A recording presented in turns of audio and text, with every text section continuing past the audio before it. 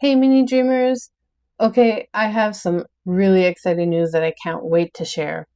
So, Kim from Tiny Dollhouse Project and we are actually working on a collab together, and it's going to be a big collab. I don't know if you remember last October. I don't blame you if you don't remember, it's been a while.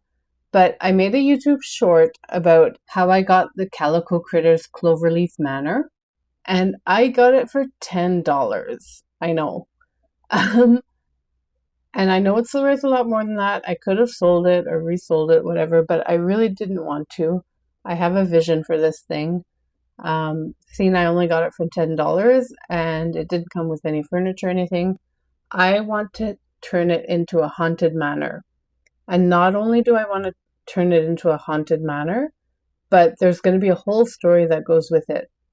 And so the idea of the collab is that we're each going to make and work on our own houses with two different stories that are attached to them.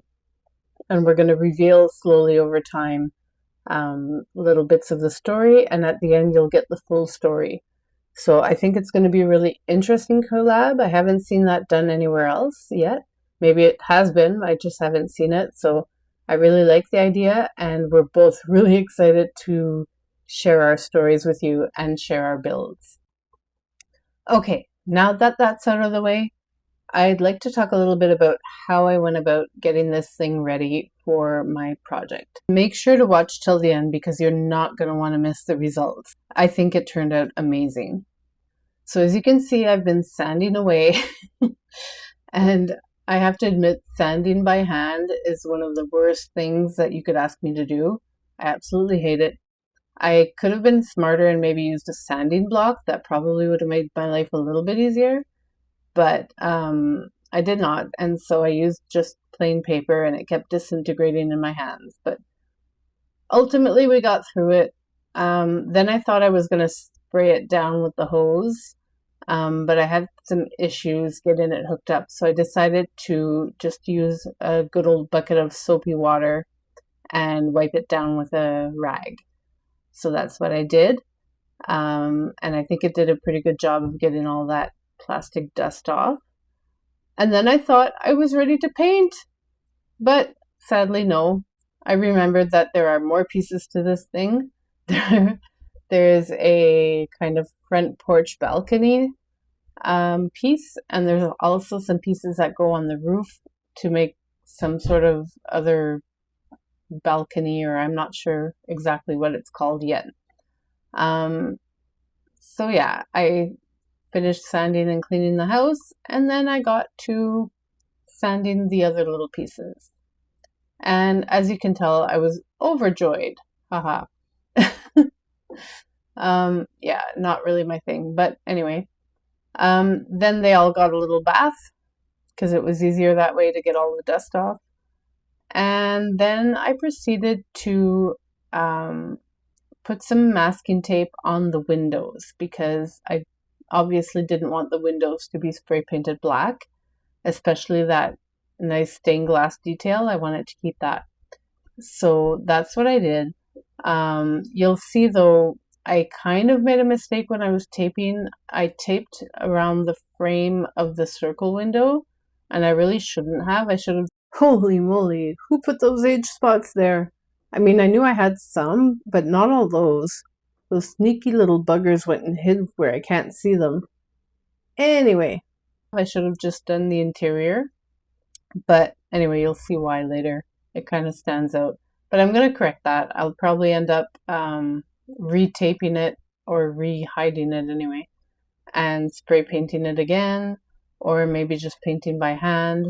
I think it'll look best so if I use the spray paint.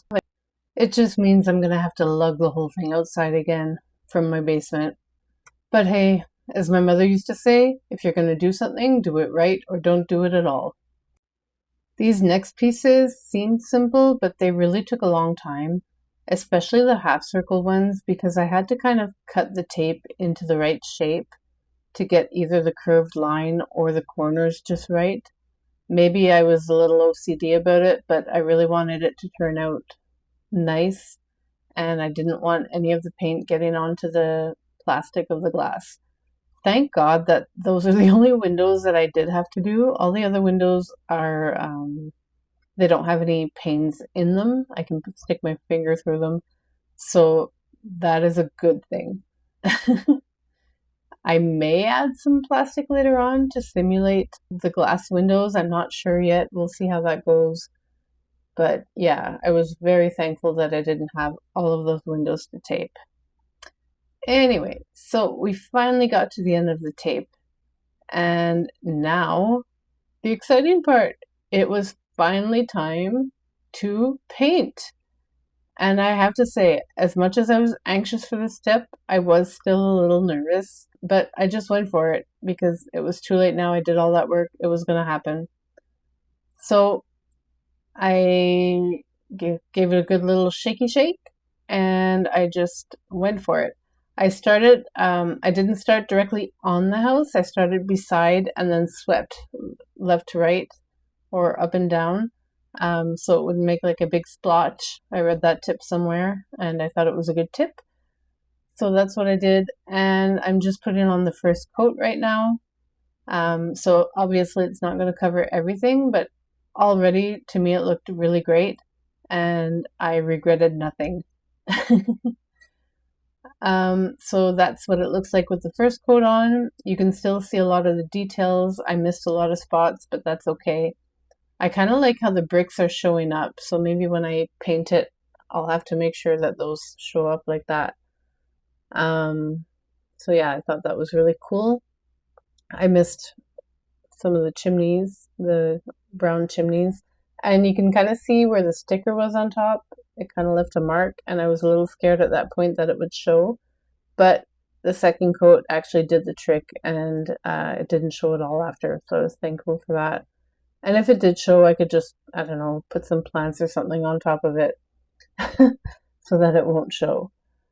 So I did have a lot of fun painting this. I don't get to spray paint very often, and I think it's really fun. You can see all the fumes though, that's why I'm doing it outside.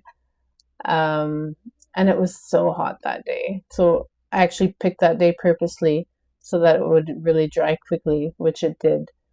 It really didn't take long at all.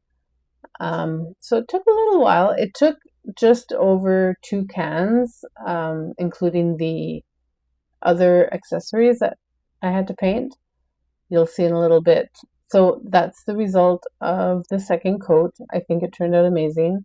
You can see I still missed a few spots, but I got those later off camera. So it looks really good now. I'll show you at the end of this video how it turned out.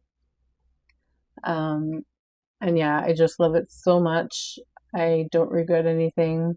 I can't wait. It's got me excited even more about this project and the story that's coming with it. I think you guys are really going to enjoy it, especially if you like kind of horror mystery type stories. So yeah, then I took it off my little makeshift paint stand because I needed to paint all those little parts plus the balcony. So I got to work on that. I gave them also 2 coats each. I just sprayed, let it dry a little bit, and then flipped it over, sprayed again, and it went pretty quickly. I can't really complain. And yeah, this is the paint I used, in case anybody was wondering. I think it was the right choice. It worked really well. It really had a nice coverage, and it adhered pretty well. It's not, some of it did come off on my fingers, but I think it's because it was still a little wet, because once it was dry, it doesn't come off on my fingers anymore. I was debating whether I needed to put some kind of a matte, clear matte coating, but I don't think I'm going to have to. I'll double check it again later, but I think I'll be just fine. So yeah, this was a really fun step. Just to be clear, I mean the painting, definitely not the sanding. So I highly recommend anybody wanting to try something like this, just go ahead and do it. Don't even think about it twice, especially if you got the house for cheap. What's the worst that's going to happen, right? I think it's a really great project. So here, you're going to see what I mean about the window frame. I didn't I don't know, I wasn't thinking. And so you see like the frame is still white and I was like, oh no. So some people may like it, but I don't know. I really want it to be black.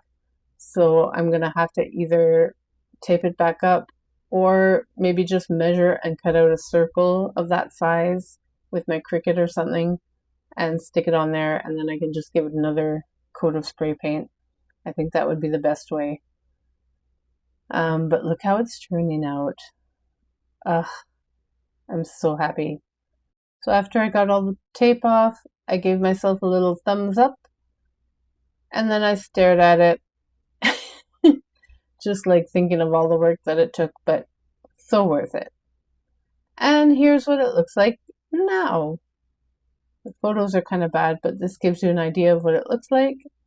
And I did not paint the inside. Ooh, what's that? There's a clue about the story coming. Anyway, I did not paint the inside because I'm going to redo it all anyway. And I kind of like the grungy look that the paint gave it. So I really hope you enjoyed this video.